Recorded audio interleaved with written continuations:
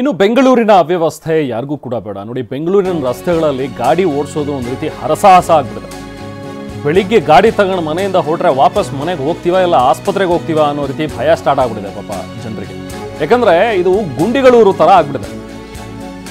So ಹಾಗಾಗಿ ಈಗ ಪ್ರತಿಭಟನೆಗಳು ನಡೀತಾ ಇವೆ. ಹಾಡಿನ ರೂಪದಲ್ಲಿ ರಸ್ತೆ ಗುಂಡಿಗಳ ಬಗ್ಗೆ ಒಂದು ಪ್ರತಿಭಟನೆ ಆಗ್ತಾ ಇದೆ. ಧೂಳು ಮಗ ಧೂಳ್ ಅಂತೇಳಿ ಹಾಡುತ್ತಾ ಆಕ್ರೋಶವನ್ನು ವ್ಯಕ್ತಪಡಿಸ್ತಾ ಇದ್ದಾರೆ.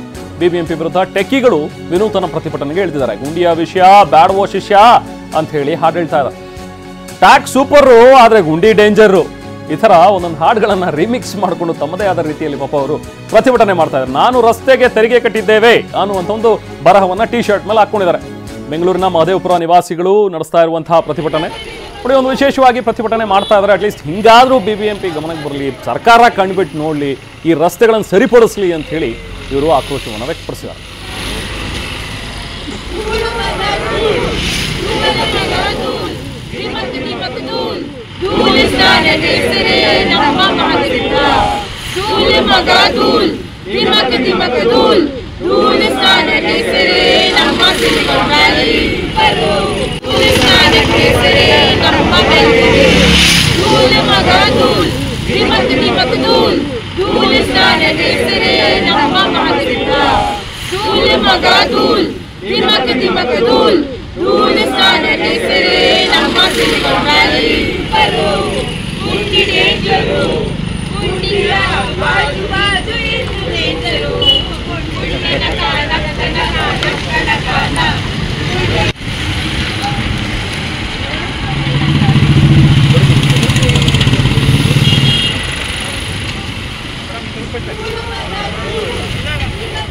ಸೊ ಹೀಗೆ ಇವತ್ತು ಟೆಕ್ಕಿಗಳು ವಿನೂತನವಾಗಿ ಪ್ರತಿಭಟನೆಯನ್ನು ಮಾಡ್ತಾ ಇದ್ದಾರೆ. ಎಲ್ಲರೂ ಕೂಡ ಬೆಂಗಳೂರಿನಲ್ಲಿರುವಂಥ ಈ ರಸ್ತೆಗಳಲ್ಲಿ ಗುಂಡಿಗಳಿಂದಾಗಿ ತುಂಬ ಸಮಸ್ಯೆ ಆಗ್ತಾ ಇದೆ, ಇದನ್ನು ಸರಿಪಡಿಸಿ ಅಂತೇಳಿ ಎಷ್ಟು ಬಾರಿ ಕೇಳಿದ್ರು ಕೂಡ ಅದು ಸಾಧ್ಯ ಆಗ್ತಾ ಇರಲ್ಲ, ಸರಿ ಮಾಡ್ತಾ ಇಲ್ಲ. ಹಾಗಾಗಿ ಹಿಂಗೆ ವಿನೂತನವಾಗಿ ಪ್ರತಿಭಟನೆಗೆ ಇಳಿದಿದ್ದೀವಿ ಅಂತ ಹೇಳ್ತಾರೆ.